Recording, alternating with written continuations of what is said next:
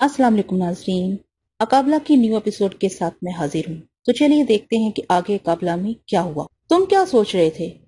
اس نے دھیمے لہجے میں پوچھا۔ میں سوچ رہا تھا کہ میں جب تک میرے اعصاب میں توانائی ہے اور میرے دماغ میں ہیجان ہے وقت بسر کروں گا، لیکن شاید میں تمہیں اپنی صلاحیتوں سے متاثر نہیں کر سکا۔ شاید میرے نوشہ تقدیر میں ابھی اور گردش لکھی ہے۔ وہ چپ ہو گئی، اس کی خاموشی مجھے ہلکان کیے دے رہی تھی۔ میں سوچتا ہوں کہ انگرما ہی رہ جاتا تو اچھا تھا، میں نے کنکھیوں سے اس کی جانب دیکھ کر کہا۔ کیوں؟ وہ بے نیازی سے بولی۔ اس لیے کہ تاریخ بر اعظم میں شاہیت، جبر اور حبس سے تو نجات ملتی۔ وہ ایک عمدہ اشتراک ہے، وہاں سب برابر ہیں، بزرگوں کا رویہ چھوٹوں کے ساتھ شفقت کا ہے، وہاں کے ناظم عارضی ناظم ہیں، سارا جزیرہ یکساں خیال اور یکساں مقاصد کے لوگوں کا ہے، وہ مشترکہ عبادت کرتے ہیں اور علوم منتقل کرنے میں بخل نہیں کرتے۔ کیا وہاں یہ سب کچھ ہے؟ شیطان نے دلچسپی سے پوچھا۔ وہاں کیا نہیں ہے، میں نے جواب دیا۔ اس کے بعد تمہارا ان سے کوئی رابطہ قائم نہیں ہوا؟ میں نے کبھی کوشش نہیں کی، لیکن اگر میں ان سے رابطہ قائم کرنا چاہتا تو شاید کر سکتا تھا۔ وہ کیسے؟ میں کسی جزیرے کے سفر کے دوران میں سمندر میں پہنچ کر ان کی طرف جانے کا ارادہ کرتا تو میری مشکل نہ ہوتی، ان فاضلوں کے پاس میری واپسی کی خبر پہنچ جاتی۔ وہ کچھ سوچتے ہوئے بولی۔ تم جب تک چاہو یہاں رہ سکتے ہو، میں اگر قصر میں موجود نہ ہوں تو تم قصر انصار کی کسی بھی عورت سے رابطہ قائم کر سکتے ہو۔ تم خود ہی اپنے آپ کو اس قصر میں رہنے کا اہل ثابت کرو۔ میں تمہارا شکر گزار ہوں کہ تم نے مجھے یہ آزادی بخش دی۔ قصر انصار میں تم سے زیادہ دلکش کوئی اور نہیں ہے۔ میں کھلے آسمان میں اور ننگی زمین پر رہنے کا عادی ہوں۔ شاید میری توانائیاں تمہارے کسی کام آ سکے، شاید میں تمہارے لیے کوئی مؤثر طاقت ثابت ہو سکوں۔ میں نے مسرت اور عزم سے کہا، اور اس دن مجھے محسوس ہوا جیسے میں ایک زندہ شخص ہوں اور میرے جسم میں حرارتیں موجود ہیں، میری رگوں میں خون تیزی سے گردش کرتا ہے، اور میں ایک مرد ہوں، انصار کا مرد نہیں، اور شوتار ایک عورت ہے اور انصار کی عورت نہیں۔ یہ چند نقطے ہی روشنی طبع کے لیے بڑے اہم تھے۔ مجھے محسوس ہوا اس اندھیرے میں میرے عزائم کے لیے ایک سمت متعین ہو گئی ہے۔ شوتار کی یہ نوازش میری مشقت آزما برداشت کا ثمر تھی۔ وہ گرانی جو دل و دماغ پر طاری تھی کسی قدر کم ہونے لگی، جسم کی رسیاں ڈھیلی ہو گئی تھیں۔ قصر میں فوراً کوئی ہنگامہ برپا کرنا خلاف عقل تھا۔ میں نے اس آزادی کے باوجود صورتحال پر اپنی سرگرمیوں میں کوئی غیر معمولی تبدیلی نہیں کی، ورنہ شوتار کی نظروں میں میرا درجہ گر جاتا۔ میں اربان اور دوسری کنیزوں کے گلزار بدن پر کسی وحشی کی طرح ٹوٹ نہیں پڑا۔ ان سب سے میرے رسمی روابط جاری رہے، اور ابھی نقوش اور پختہ کرنے تھے۔ ابھی ایک کڑی آزمائش درکار تھی، ابھی ایک کڑی آزمائش درپیش۔ 2-3 دن بعد نہایت نامخصوص طریقے پر میں نے شوتار کی عطا کردہ رعایت سے لطف لینے کا آغاز کیا۔ اپنی گزشتہ رواداری کے مطابق میں قصر میں کودتا پھاندتا اچھلتا ناظرین انصار کے درمیان شگوفے چھوڑتا ہوا آگے بڑھتا رہا۔ میں نے تکلف اور جھجک کا پردہ رفتہ رفتہ چاک کرنا شروع کیا۔ انہی میں نرماس بھی سرے راہ مل گئی۔ میں نے اس مردہ نرماس سے کچھ نہیں پوچھا، میں اجنبی کی طرح اس سے ملا اور کسی دوسری سمت چل پڑا۔ میری یہ محتاط روی شوتار کا آہنی قلب پگھلانے لگی، مجھ پر اس کی عنایتوں کی بارش اب زور زور سے ہونے لگی۔ ایک رات سکوت نے قصر شوتار پھر اپنی لپیٹ میں لے لیا۔ میں محل کے نشیبے علاقے میں پہنچ گیا۔ میں نے دیکھا نرماس میری طرف بھاگی چلی آ رہی ہے۔ وہ میرے قریب آ کر رک گئی۔ میں نے اس کی متوحش آنکھوں میں جھانک کر دیکھا، وہ جلد ہی ان عورتوں سے چھٹکارا حاصل کیا جن کی نگاہیں میرے سراپا کا طواف کر رہی تھی۔ میں نے مبہم سا اشارہ کیا۔ نرماز میرے عقب میں چلنے لگی اور میں باغ کے ایک ویران گوشے میں چلا آیا۔ قصر شوتار کی خاموشی باغ تک پھیلی ہوئی تھی۔ عام دنوں میں یہاں ایک جشن سا منعقد ہوتا تھا۔ میں نے اپنا چوبی استا متحرک کر دیا۔ نرماز بھی وہیں آ گئی، آتے ہی بےتابانہ میرے سینے سے چمٹ گئی۔ سیدی جابر، مجھے معاف کر دو، میں نے تمہیں دکھ پہنچایا ہے، تم میری مجبوریاں سمجھتے ہوگے۔ ٹھہرو، میں نے اسے اشارہ کیا، ابھی خاموش رہو۔ یہ کہہ کر میں نے عزت زمین پر چھوڑ دیا اور احتیاطاً شپالی کی ڈوری کا سرا پکڑ کر پھرکی کی طرح گھماتا رہا۔ ہاں جانے عزیز، اب بات کرو۔ سیدی جابر، نرماز نے سسکتے ہوئے کہا، میں تم سے ملنے کے لیے مستعد تھی، لیکن کوئی مسلط نظر نہیں آتی تھی۔ مجھے یقین تھا کہ شوتار حسب معمول ایک رات کے لیے قصر سے باہر جائے گی۔ میں اس رات کی منتظر تھی۔ نرماز، دیوتاؤں کے لیے یہ گفتگو چھوڑ دو، یہ وقت بڑا قیمتی ہے، ہم بہت مشکوک حالت میں یہاں مل رہے ہیں۔ وہ پرسرار طاقتیں ہماری باتیں سن رہی ہوں گی جو شوتار کے ساتھ ہیں، حالانکہ میں نے اپنی شپالی اسدے کی مدد سے کوشش کیا کہ ہماری گفتگو ہم ہی تک محدود رہے۔ میں تم سے چند باتیں پوچھنا چاہتا ہوں۔ سیدی جابر، تم یہاں کس مقصد سے آئے ہو؟ مجھے مقدس اقابلا نے حکم دیا تھا۔ میں نے متسرع جواب دیا۔ ازار کرم نرماز، خود کوئی سوال مت کرو اور یہ بتاؤ کہ تم اس قصر کے بارے میں کس قدر معلومات رکھتی ہو۔ میں بہت سی باتیں جانتی ہوں۔ مسرت سے میری چیخ نکل گئی۔ اور گویا تم طلسمی عکسنما کے ایوان اور دیوتاؤں کے مخصوص کمرے کے بارے میں بھی جانتی ہو؟ ہاں، اس نے جھجکتے ہوئے کہا۔ کیا تم وہاں تک میری رہنمائی کر سکتی ہو؟ مقدس اقابلا کے نام پر میں یہ کام ضرور کر سکتی ہوں، تم بھی اس کے غلام ہو، یہ بات میں جانتی ہوں۔ تو آؤ، دیر مت کرو، میرے ساتھ چلو۔ میرے قدم زمین پر نہیں ٹک رہے تھے۔ میں نے شپالی گلے میں ڈال لی اور چوبی اسدا بھی گلے میں لٹکا لیا۔ ہم دونوں نے بات چیت بند کر دی اور ایک دوسرے سے کچھ فاصلے پر چلنے لگے۔ باغ سے نکل کر ہم عمارتوں کے سلسلے میں داخل ہوئے۔ نرماز مجھ سے فاصلے پر ہو گئی۔ میں اسے نظروں میں رکھے ہوئے دور دور چلنے لگا۔ راستے میں عورتوں نے اسے بھی دیکھا اور مجھے بھی۔ لیکن وہ اس سے میرے الحاق کا اندازہ لگانے سے قاصر رہی ہوں گی۔ میں اتنی مقبول شخصیت بن چکا تھا کہ مجھے جگہ جگہ رکنا اور نرواز کو ٹھہر کر میرا انتظار کرنا پڑتا تھا۔ تھوڑی دیر میں ہم ایک ایسی جگہ پہنچ گئے جو ابھی تک میں نے نہیں دیکھی تھی، اور میں قصر شتار کی ان بھول بھلیوں میں یہاں تک پہنچ ہی نہیں سکتا تھا۔ اس حصے میں میرے اور نرماز کے سوا کوئی نظر نہیں آ رہا تھا۔ وہ مجھے ایک تاریک گلی سے گزار کر ایسی جگہ لے گئی جہاں ہر طرف سیاہی چادر تنی ہوئی تھی۔ سامنے اندھیرے کا ایک سل رواں تھا۔ میں نے شپالی روشن کر دی۔ میرے سامنے سیاہ دیواروں کے ایوانوں کا ایک وسیع سلسلہ اجاگر ہو گیا۔ ان درو بام سے ہیبت ٹپکتی تھی۔ نرماز کی حفاظت کے خیال سے میں نے اس کا ہاتھ پکڑ کر اسے پہلو سے لگا لیا، اور اپنے طلسمی نوادر کی موجودگی میں خصوصاً امسار کی عبادتگاہ کے ہار کے سبب مجھے اعتماد تھا کہ کوئی بیرونی طاقت مجھے نقصان پہنچانے سے گریز کرے گی۔ چوبی ازدہ میرے کاندھے پر لٹک رہا تھا۔ مجھے اعتراف ہے کہ اس وقت میرے دل کی دھڑکنیں میرے قابو میں نہیں تھی۔ نرماز بھی مبہوت ساتھ چل رہی تھی۔ امسار کی عظیم المرتبت ملکہ شتار کی پرسرار خلوت گاہوں میں اجازت کے بغیر داخل ہونے کا جرم اتنا سنگین تھا کہ اس کی سزا کا تصور بھی محال تھا۔ میرے لبوں پر ذراشی کے صحرا کا عمل تھا۔ خود نرماز بھی اقابلا کی ایک ممتاز کنیز ہونے کے شرف سے مشرف تھی، اس لیے وہ طلسمی علوم سے خوب آگاہی رکھتی تھی، تاہم وہ تنہا ان اموانوں میں داخل ہونے کی طاقت سے محروم تھی۔ اس وقت میرا ذہن کئی فکروں میں منقسم تھا، اندیشے آئندہ کے عزائم، اقابلا کی رفاقت، اور خوف بھی۔ میں نے سرنگا سریتا، ڈاکٹر جواد اور مہذب دنیا کے قافلے کے شکست خوردہ چہرے دیکھے، ان میں شیراٹ بھی نظر آیا۔ ان چہروں کی تازگی میری مہم کی کامیابی سے مشروط تھی۔ ایسے نازک لمحے میں سرنگا کی پرسرار دیوی شدت سے یاد آنے لگی۔ کاش وہ اس وقت انصار میں میری مدد نمودار ہو جاتی۔ اس کے خیال سے مجھے سہارا ملا۔ میرا دوست سرنگا، اس کی دیوی مجھ پر نظر رکھے ہوئے ہوگی، اور خود اقابلا بھی۔ مجھے اپنی ٹانگوں میں توانائی کی ایک لہر محسوس ہوئی، اور میں نے جوش میں نرماز کے گرد حلقہ تنگ کر دیا۔ شپالی کی روشنی ہماری رہنمائی کر رہی تھی۔ نرماز ایک جگہ ٹھٹک کر رک گئی۔ اس نے اپنا لستا ہوا ہاتھ دور ایک ایوان کی طرف اٹھایا۔ اس نے دھیرے سے کہا، طلسمی عکسنما کا ایوان؟ میں نے تیز سے کہا، ہاں وہی جہاں سحر اعظم جاملوش کا عطیہ عکسنما نصب ہے۔ یہ ایوان شتار کے شبستان سے بھی مل جاتا ہے۔ ہمیں اس طویل راستے ہی سے آنا تھا، کیونکہ شتار کے شبستان میں داخل ہونا ناممکن تھا، وہاں اس کے وفادار کنیزوں کا ہجوم ہوگا۔ مختصر بات کرو، میں نے سرگوشی میں کہا، اور دیوتاؤں کا مخصوص کمرہ کا ہے؟ وہ اس کے برابر ہے، اس نے اشارے سے کہا۔ یہی سب سے اہم ایوان ہے۔ یہاں ایک مقدس پتھر بھی موجود ہے جو ہیرے کی جسامت کا ہے۔ وہ مسار میں شتار کی حکمرانی کی سند اور دیوتاؤں کی خوشنودی کی علامت ہے۔ شتار نے اسے دیوتاؤں کے مخصوص کمرے میں حفاظت کے خیال سے رکھا ہے۔ وہاں جانا مشکل ہے کیونکہ درندے اور دیوتا اس کی حفاظت کرتے ہیں۔ اگر تم نے وہ پتھر حاصل کر لیا تو شتار کو ایک بڑی فضیلت سے محروم کر دو گے، اور شپالی کی طرح تمہارے پاس ایک نادر عطیہ کا اضافہ بھی ہو جائے گا۔ لیکن تم وہاں کیسے جا سکتے ہو؟ وہاں تو نرماز کہتے کہتے رک گئی۔ میں نے اس کے منہ پر ہاتھ رکھ دیا تھا۔ یہ مختصر سی رداعت سن کر میں نے چند لمحے مکمل طور پر اپنے ذہن کے ساتھ بسر کیے۔ میرے ذہن نے اس مختصر وقفے میں کئی فیصلے کیے اور رد کیے۔ میں نے سوچا، اب وہ جگہ میں نے دیکھ لی ہے۔ ایک ماہ بعد جب شتار حسب مول عبادت کے لیے قصر سے باہر جائے گی تو میں دوبارہ اس طرف آؤں گا اور اس عرصے میں سحر اعظم جاملوش سے رابطہ قائم کرنے کی کوشش کروں گا۔ ممکن ہے شتار خود ہی میرے اس قدر قریب آ جائے کہ مجھے یہاں لانے میں اسے کوئی عذر نہ رہے، مگر دراصل یہ ایک خوف تھا جو فرار پر آمادہ کر رہا تھا۔ میں نے اپنی فکر کی نفی کی۔ آئندہ ایک ماہ میں نہ جانے کیا ہو جائے، حالات بدل جائیں۔ ممکن ہے کل صبح شتار کو میری سرگرمی کی خبر ہو جائے، اس لیے اس مبارک موقع سے مجھے مکمل خط اٹھانا چاہیے۔ میں نے مقدس اقابلا، سرنگا کی دیوی اور سرنگا تینوں کا تصور کیا۔ پھر میں نے اپنی تسلی کے لیے فضاؤں میں سحر اعظم جاملوش سے مخاطب ہونے کی جرات کی۔ میری آواز صرف مجھے کو سنائی دے رہی تھی۔ میں ٹھہرے ہوئے انداز میں کہہ رہا تھا، اے محترم جاملوش، اے ساحروں کے ساحر، مجھے معاف کر دو۔ یقین کر کے حفظ ملک گیری میری سرشت نہیں ہے، مجھے اقتدار و اختیار سے سروکار نہیں ہے۔ میں اپنی عظیم ملکہ مقدس اقابلا پر اپنی جان قربان کرنا چاہتا ہوں۔ بس میری طرف التفات کی نظر سے دیکھ اور میرے جذبے کی صداقت کا اپنی دوربین آنکھوں سے مشاہدہ کر، ہاں مجھے اپنے بہترین شاگردوں میں شمار کر، اور مجھے یقین ہے کہ تو مجھے مایوس نہیں کرے گا، کیونکہ میرے عزائم میں کوئی سکم نہیں ہے۔ یہ کہہ کر میں نے نرماز کو وہی کھڑے رہنے دیا۔ مجھ سے علیحدہ ہوتے ہی نرماز نے آسمان کی طرف ہاتھ اٹھا لیے تھے، وہ گریہ زاری کر رہی تھی۔ میں آہستہ آہستہ آگے بڑھنے لگا۔ اس وقت وہ تمام طلسمی علوم میرے حافظے میں ابھر رہے تھے جو تاریخ بر اعظم میں اب تک میں نے حاصل کیے تھے۔ میں ہر خطرے کا مقابلہ کرنے کے لیے پوری طرح مستعد تھا۔ نرماز سے جدا ہو کے عکسنما کے ایوان کے دروازے تک کا فاصلہ طے کرتے ہوئے میں احتیاطاً کئی بار رکا اور آخر دروازے تک پہنچ ہی گیا۔ پتھروں سے تراشا ہوا ایک طویل دروازہ تھا۔ میں نے اس پر کانٹا لگایا تو مجھے اپنی بساط کا اندازہ ہوا۔ کوئی زنجیر بھی لگی ہوئی نہیں تھی، مگر یہ ایک دروازہ تھا جس کے دو حصے علیحدہ نظر آتے تھے۔ میں نے دوبارہ اپنی پشت ٹکائی، کوئی حرکت نہیں ہوئی۔ مجھے پسینہ آنے لگا اور میں نے ڈبگی کے سنگوں سے اس پر ضرب لگانی شروع کی۔ یہ آواز خوفناک انداز سے ایوان میں بازگشت کرنے لگی۔ پھر میں نے جاراکاکا کی کھوپڑی ایک مخصوص انداز میں رکھ کے ایک عمل پڑھ کے دروازے پر زور لگایا۔ دروازے میں ذرا سا ارتعاش بھی نہیں ہوا۔ میں مختلف عمل پڑھتا رہا، ہر عمل ناکام ہوتا رہا۔ میں نے شپالی کی مدد سے آگ لگانے کا ارادہ کیا، لیکن پتھروں پر آگ کے اثر کرتی۔ میں نے آگ لگا ہی دی، گرد و نواح کی دیواریں تپنے لگی اور میں دروازے سے اپنا سر پھوڑتا رہا۔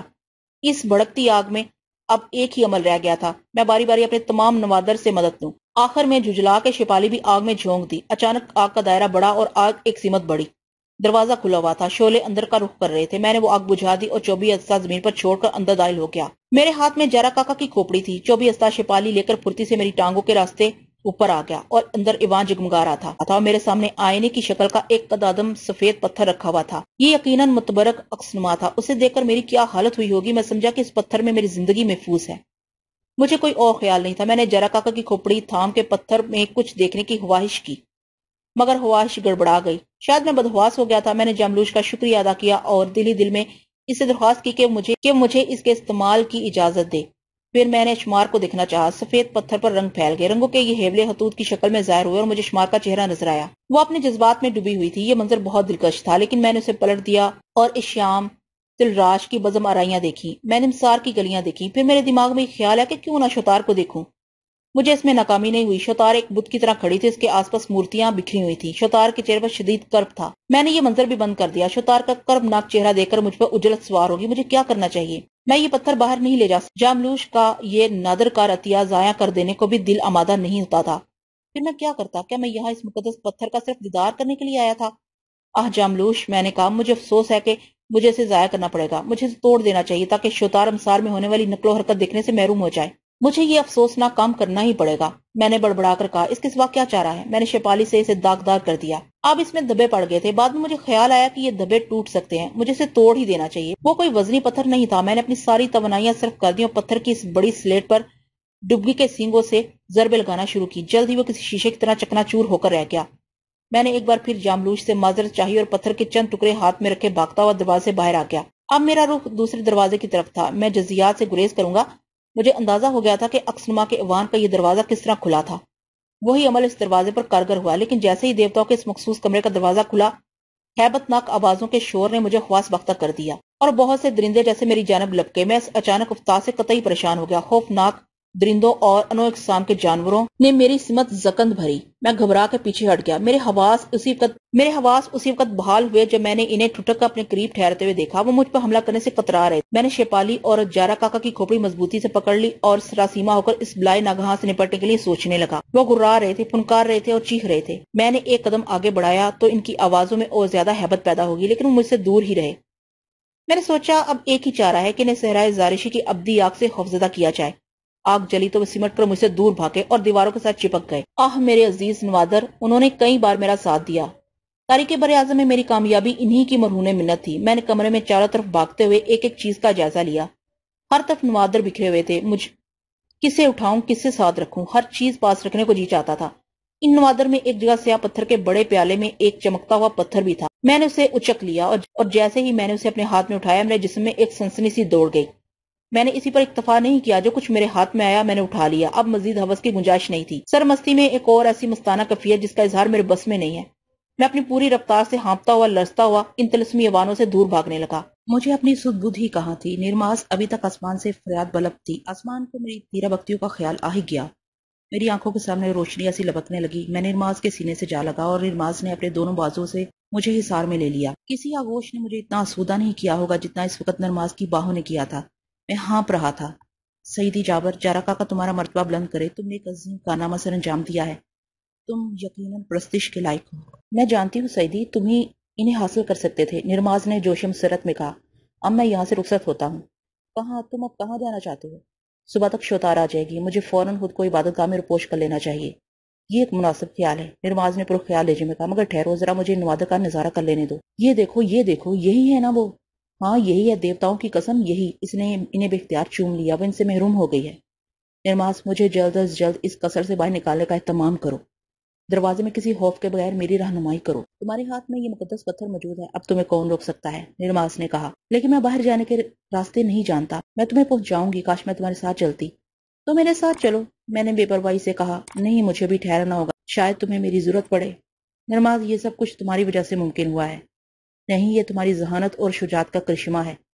ہم دونوں ایک دوسرے کے ہاتھوں میں ہاتھ ڈالے جھومتے ہوئے وہاں سے واپس ہوئے اور قصر شتار کے سیسے میں آ کے جہاں ناظرین امثال سکوت کا روزہ رکھے ہوئے تھی نگاہ نرواز مجھ سے آگے ہو گئی تھی۔ ایک موڑ پر اس نے اشارہ کیا اور یاس انگیز نگاہوں سے واپس جانے لگی۔ قصر کا دروازہ جو ابھی تک میری نگاہوں سے اوچھل تھا اب سامنے موجود تھا اور بے شمار عورتیں وہاں پہرا دے رہی تھی۔ انہوں نے مجھے روکا لیکن میں نے اپنی ہتھیلی میں رکھا ہوا مقدس پتھر ان کے سامنے کر دیا۔ ان کی آنکھیں پھٹ گئی اور ان پر سکتہ ستاری ہو گیا۔ وہ میرے راستے سے ہٹ گئی۔ قصر کا بڑا دروازہ دھیرے دھیرے کھلا اور میں ایک شان بتنائی سے باہر آ گیا۔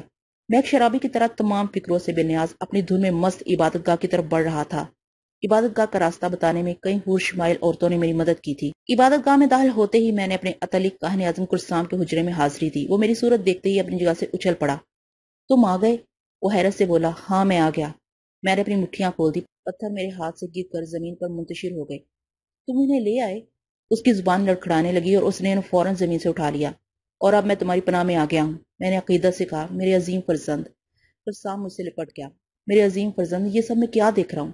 میرے بیش قیمت نوادر دیکھ کر کاہن اعظم اپنا رتبہ بھول گیا۔ اس نے اپنے جذبات کے اظہار میں کوئی احتیاط روا نہ رکھی۔ وہ مجھ سے اس طرح بغل گیر ہو گیا جیسے میں اس کا کوئی گمشدہ عزیز ہوں۔ اس کی نگاہیں چمک رہی تھی۔ چمکدار پتھر جو آج رات ہی میں نے قصر شتار سے حاصل کیے تھے اس کی مٹھی میں تھے۔ اس وقت حجرے میں ہم دونوں کے سوا کوئی موجود نہیں تھا۔ یہ عبادت گاہ کے کاہن اعظم قرسام کا حجرہ تھا اور عبادت گاہ کا درجہ جزیرہ مسار میں ایک آزاد مملکت کا سا تھا۔ اور جوش و مسرت میں کاہن اعظم نے میری پیٹھ تھپ تھپائی۔ پھر شاید اسے خیال آیا کہ ملکہ شتار کی فضیلت کی سند یہ طلسمی ہیرا دیکھ کے وہ کچھ زیادہ ہی غیر متوازن ہو گیا ہے۔ تو میں نے اتنی جلدی کیسے لے آئے؟ وہ حیرانی سے کہنے لگا۔ آج شتار محل سے باہر تھی اور میں نے اس عرصے میں اسے حسن سلوک سے محل میں گھومنے پھرنے کی آزادی حاصل کر لی تھی۔ میں عرصے سے ان ایوانوں کی تلاش میں تھا جہاں طلسمی عقم نما اور نوادر محفوظ ہیں۔ آخری رات یہ موقع نصیب ہو گیا۔ مجھے افسوس ہے میں نے سحر اعظم جاملوش کا طلسمی عکس نما تباہ کر دیا ہے تاکہ شوتار مسار میں ہونے والی سرگرمیاں دیکھ نہ سکے۔ پھر اسی جدوجہد میں مجھے یہ پتھر بھی ہاتھ لگے اور میں نے لے کر سیدھا تمہاری خدمت میں آ گیا سے عجز کے ساتھ آج رات کا ماجرا سنایا۔ سیدی جابر، اس نے ولولے سے کہا، تم نے قصر شتار کا یہ مبارک پتھر حاصل کر کے جہاں ایک طرف اپنے نایاب نوادر میں اضافہ کیا ہے اور یہ ثابت بھی کر دیا ہے کہ مقدس اقابلا نے تمہارا انتخاب نیک ساتوں میں کیا تھا۔ اے کاش، میں نے اضطراب میں کہا، کاش میں اس کی توقعات پر پورا اتر سکوں۔ میں عبادت گاہ میں قرسام کے پاس پہنچ تو گیا تھا۔ میں نے ایک بڑا مارکا بھی سر کر لیا تھا، لیکن میرا ذہن اس مارکے کے اثرات و نتائج کے بارے میں الجھا ہوا تھا۔ مدتر لوگوں نے مجھے یہ باور کرایا تھا کہ ملکہ شتار سحر اعظم جاملوش سے ایک خاص نسبت رکھتی ہے۔ تاریخ بر اعظم میں جاملوش کا نام نہایت عقیدت و احترام سے لیا جاتا تھا۔ شتار علیل صبح جب قصر میں واپس آئے گی تو اسے صورتحال کا علم ہوگا اور وہ یقیناً جاملوش کی خدمت میں فریاد کرے گی۔ اس کا حسن بے نظیر ہے۔ میں یہاں اجنبی ہوں۔ میرے لیے یہ بات باعث تشویش تھی کہ اب جاملوش کا رد عمل کیا ہوگا۔ میں اسی ششپنج میں تھا کہ قرسام نے میری توجہ اپنی جانب مبذول کرائی۔ جابر بن یوسف، میرا قیاس ہے دیکھتا تم سے کوئی بہت بڑا کام لینا چاہتے ہیں۔ تمہاری مسلسل کامیابیاں تاریخی بر اعظم میں تمہیں کوئی بڑا رتبہ سونپنے کے درپے ہیں۔ مقدس کاہن، میں نے سرشوری سے جواب دیا، کیا اس سرزمین میں اس سے بڑے رتبے کا تصور ممکن ہے کہ اقابلا کا قرب نصیب ہو؟ میں نے اسے پوچھا۔ ہاں، اس کی آواز میں یاسیت آ گئی۔ اس کی طلب جاں بازو کا مقصود ہے، تم سے متاثر ہے، تمہاری سعادت میں کسی کو کلام نہیں، اسی لیے اس نے تمہیں مسار کے سفر پر روانہ کیا۔ مسار میں ایک زمانے کے بعد کسی مرد نے داخل ہونے کا حوصلہ کیا، اتنی کم مدت میں یہ لرزہ خیز مہم سر کی ہے۔ مقدس کاہن، میں نے تمام تر انکسار سے کہا، میرے جسم کی حرارت ختم نہ ہو جائے، اب یہ تمہارا کام ہے کہ میری رہنمائی میں اجلت کرو، کیونکہ میری جسارتیں شتار کی نگاہوں سے پوشیدہ نہیں رہ سکیں گی۔ میں ابھی تک اس سرزمین میں ہوں جہاں شتار کی حکمرانی ہے، وہ حالات سے یقیناً باخبر ہو چکی ہوگی۔ نہیں، اس نے بے فکری سے کہا، یہ عبادت گاہ دیوتاؤں کی سلطنت ہے۔ یہاں کا کاہن اعظم دیوتاؤں کے لازوال قوانین کے مطابق عبادت گاہ میں آئے ہوئے ہر شخص کو اپنی ایمان میں رکھتا ہے۔ میرا حجرہ ماورائی طاقتوں کی زد سے باہر ہے۔ پھر اس نے شفقت سے کہا، مہذب دنیا کے معزز فرد جابر بن یوسف، کرنوں کے بعد کوئی کرن نمودار ہو رہی ہے۔ اسی طرح اپنی ذہانت و شجاعت سے کارنامے انجام دیتے رہو اور نتائج ان پر چھوڑ دو جن کا سحر یہ زمین سنبھالے ہوئے ہے۔ یہ کہتے کہتے کاہن اعظم کا لہجہ اداس ہو گیا اور وہ بولا، شاید بے قراروں کو قرار آ جائے۔ تمہارا کیا مطلب ہے؟ میری سمجھ میں اس کی بات نہیں آئی۔ کچھ نہیں، وہ ٹالتے ہوئے بولا، اس طرح کی حرکتیں کرنے لگا جیسے اس نے کوئی غلط بات کہہ دی ہو۔ میں سمجھتا ہوں اب وقت آ گیا ہے کہ تم طلسمی عکسنما کی بربادی، اس پتھر کی عصوریابی کے بعد شتار سے مبارزت کی دعوت دینے میں کوئی بات محسوس نہیں کرو گے۔ میں نے لفظ چبا کے کہا، مجھے یقین تھا تم بجلت ممکنہ یہ سوال کرو گے۔ اس نے ٹھہرے ہوئے انداز میں کہا، کوئی شخص بھی کسی وقت بھی ملکہ شتار سے مبارزت کر سکتا ہے، مگر یہ ایک بہت بڑا اعلان ہے۔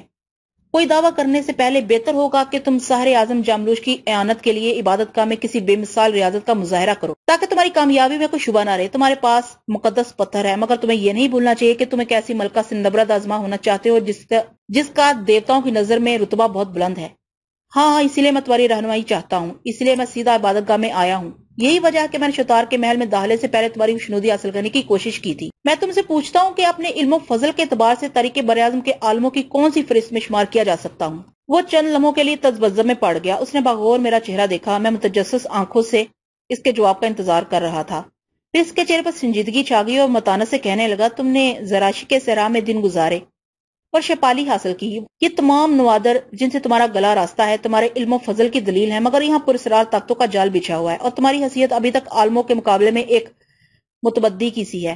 اگر تمہیں اپنی کسی فضیلت کے عوض مشروب حیات حاصل ہو گیا تو ریاضت کے لیے تمہیں ایک زمانہ مل جائے گا۔ تام دیوتا تمہارے ساتھ ہے، وہ چاہے تو تمہیں لمحوں میں تمام عظمتیں سونپ دیں جو یہاں عرصوں میں نصیب نہیں ہوتی۔ یہ میری بات کا واضح جواب نہیں تھا۔ میں قرسام کو قریت کے وہ وقت متعین کرنا چاہتا تھا جب شطار سے مبارزت ہو اور میں اقابلا کی بارگاہ میں فاتحانہ داخل ہوں، میں اپنے ہندی دوست سرنگا سے ملوں اور فلورا کو بازیاب کروں۔ قاہر اعظم کے مبہم جوابات اور بتدریج معتدل ہوتے ہوئے رویے سے میرا جوش سرد پڑنے لگا۔ میں نے طے کیا کہ مجھے قاہر اعظم کا طویل عمل والا مشورہ رد کر دینا چاہیے اور کسی غیر معینہ مدت کا انتظار کرنے کی بجائے شطار کے سامنے سب فرا ہو جانا چاہیے۔ مگر اسی وقت میری نظروں میں جاملوش کا دیو کامت ہیولا گھوم گیا۔ میں نے اپنے ذہن میں اس کی جو تصویر کھینچی تھی وہ بڑی ہیبت ناک تھی۔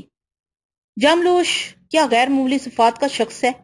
طلسمی عکسنما کے ایوان میں داخل ہونے سے پہلے میں نے احتیاطاً جاملوش تک اپنی درخواست پہنچانا چاہی تھی۔ اگر وہ مداخلت پر آمادہ ہوتا تو میں کبھی کامیابی سے امکنار نہ ہوتا، اور یوں بھی نوادر کے حصول، عورت اور اقتدار کے حصول کے لیے جان بازی اور جانثاری کے مظاہرے دکھانے کے لیے تمام موقع تاریخ بر اعظم میں فراہم کیے گئے تھے۔ میرا یہ اقدام میری کسی حوث سے آلودہ نہیں تھا، یہ صرف اقابلا کی خاطر کیا گیا تھا۔ بہرحال میں کسی خوش فہمی میں مبتلا نہیں تھا۔ عجیب و غریب اسرار کی سرزمین پر تعویلات اور عقل کی گنجائش کہاں تھی؟ ہاں، کبھی کبھی میرا ذہن تعویلات کی پیچیدگیوں میں الجھ جاتا تھا۔ میری کامیابی کی بڑی وجہ غالباً یہ تھی کہ میں نے تمام مہذب سائنسی اور فکری مشغافیوں کا باب بند کر کے جو کچھ دیکھا، جیسے دیکھا، اسے کسی شک کے بغیر تسلیم کر لیا۔ یہی میری عقل ہے، اسی نے مجھے ممتاز کیا ہے۔ میں خود اپنی نظروں میں ایک عجوبہ تھا، بے لباس، ننگ دھڑنگ، خودریز جلد، چہرے پر رنگ، کان میں بالے، گلے میں عجیب حیت کی اشیاء، طلسمی ماحول۔ بیروت کا ایک شائستہ اور مقبول نوجوان کہاں سے کہاں آ گیا تھا۔ رسام نے درختوں کی چھال سے ایک ڈوری بنائی اور باقی تمام پتھر اپنے پاس رکھ کے کثرے شطار کا نایاب پتھر اس پہ پرویا اور اسے میرے گلے میں لٹکا دیا۔ پھر ایک عزم کے ساتھ اس نے میری انگلی پکڑی، میرے ساتھ آؤ۔ اس نے مجھے حکم دیا، میں ہیلو حجت کے بغیر اس کے ساتھ ہو لیا۔ وہ مجھے اپنے حجرے سے باہر لے آیا۔ رات ٹمٹما رہی تھی اور آفتاب عالم تاب کی آمد کا غلغلہ تھا۔ عبادت میں وصال سے تھکے ہوئے کہنے اعظم و کہنائیں ایک دوسرے کی آغوش میں معصومیت سے پڑے ہوئے تھے، اور جو وصال سے محروم رہے تھے وہ مختلف عبادتوں میں مصروف تھے۔ قرسام آہستہ آہستہ پروکار انداز میں چل رہا تھا۔ مجھے اس کی رفتار سے الجھن ہو رہی تھی، ایک سنسنی سی میرے رگ رپے میں برپا تھی، جسم میں برقی لہریں دوڑ رہی تھیں۔ دیوتاؤں کے اصنام کے درمیان سے گزرتا ہوا کہنے اعظم اس حصے کی جانب آ گیا جہاں بڑے بڑے حجرے بنے ہوئے تھے۔ ایک بڑے حجرے کے نزدیک پہنچ کے وہ میری جانب پلٹا، تو میری ہدایت پر کسی تردد اور اکراہ کے بغیر عمل کرو گے؟ مجھے ہنسی آ گئی۔ میں خود کو اختیار و قدرت کہاں رکھتا ہوں؟ تم مجھے ہر جگہ ثابت قدم دیکھو گے، میرے پاگل پن میں کوئی کمی نہیں آئے گی، میں نے جواب دیا۔ جاراکاکا کی عظیم روح کو گواہ بنا کے عہد کرو کہ تم میرے کسی حکم سے سرتابی نہیں کرو گے۔ میں نے سر جھکا لیا اور خاموش رہا۔ تو پھر آؤ، اس نے حجرے کی طرف اشارہ کرتے ہوئے کہا۔ حجرے کا دروازہ قرسام کے پیروں کی دھمک سے خود بخود کھل گیا۔ اندر ایک چھوٹا سا مکان نظر آ رہا تھا۔ ایک چھوٹے سے کمرے سے گزار کر مجھے ایک بہت بڑے کمرے میں لے گیا جہاں زندگی کے تمام لوازم موجود۔ یہ جگہ مصر کے کسی مدفون فرعون کا مقبرہ معلوم ہوتی تھی۔ درمیان میں فرعون کی ممی کی جگہ جاراکاکا کی ایک بہت بڑی مورتی استادہ تھی۔ اس کے ارد گرد مختلف دیوتاؤں کی مورتیاں، مورتی کے سامنے ایک مشعل جل رہی تھی جس نے سیاہ دیواروں کے اس کمرے میں ایک سیاہ روشنی سے بکھیر دی تھی۔ میں تمہیں یہاں قید کرنے کے لیے آیا ہوں، قرسام نے کونے میں کھڑے ہوتے ہوئے کہا۔ میں جواب دینا چاہتا تھا کہ میں آزاد کا ہوں، لیکن میں نے کچھ نہیں کہا۔ قرسام نے میرے جواب کا انتظار نہیں کیا اور اپنا ہاتھ بلند کر کے مٹھیاں بار بار کھولی اور بند کی۔ چاروں طرف مشلیں روشن ہو گئی، دیوار پر جا بجا مشلیں نصب تھی۔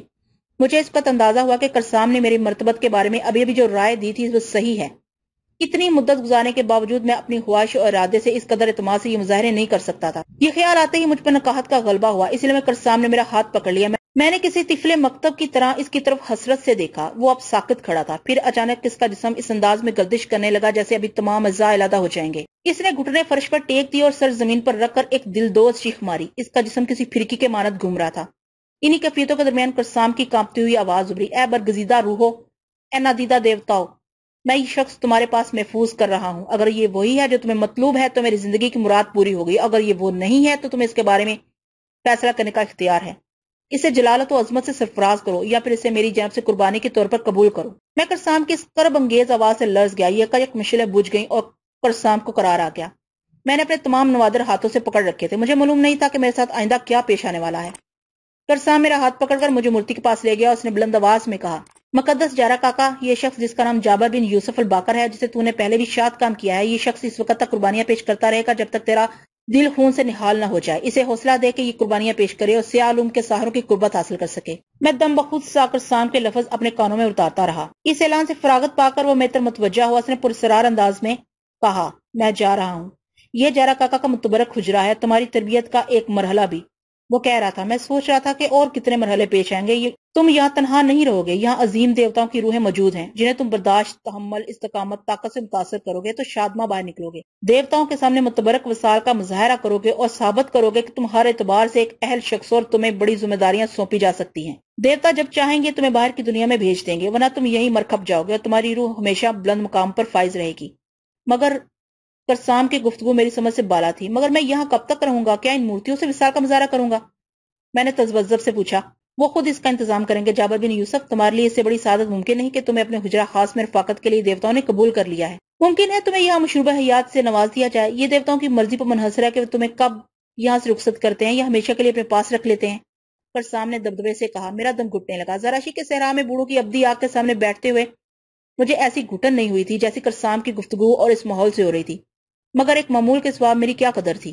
میرا جی چاہا کہ میں شطار سے مبارزہ طلبی کا دعویٰ کرنے سے باز رہوں، میں ایک لامحدود مدت تک قید ہونا نہیں چاہتا تھا انگروما میں، اسی لیے میں نے اپنا قالب پتھر میں تبدیل کرانے سے انکار کر دیا تھا۔ میرا ہندی دوست سرنگا مر جائے گا، سریتا بھی ختم ہو جائے گی، مذہب دنیا کے دوسرے قافلے کے لوگ بھی مر جائیں گے، میں ان کی صورت کبھی نہیں دیکھ سکوں گا۔ انگروما کے خیال سے مجھے سرنگا کی پرسرار دیوی یاد آ گئی اور اندھیرے میں روشنی کی ایک کرن میرے تصور میں ٹمٹمانے لگی۔ ممکن ہے وہ میری مدد کو آ جائے۔ میں نے کرسام سے عہد کیا تھا کہ میں اس کے ہر حکم کی بجاوری کروں گا، اور عہد کرنے کے بعد واپس جانے کا کیا محل؟ مجھے خاموشی سے اس حجرے میں مقید ہو جانا چاہیے۔ میں نے کرسام کا ہاتھ پکڑ کر اسے بوسہ دیا اور کرسام میری آنکھوں پر انگلیاں پھیرنے کے بعد مجھ سے جدا ہو گیا۔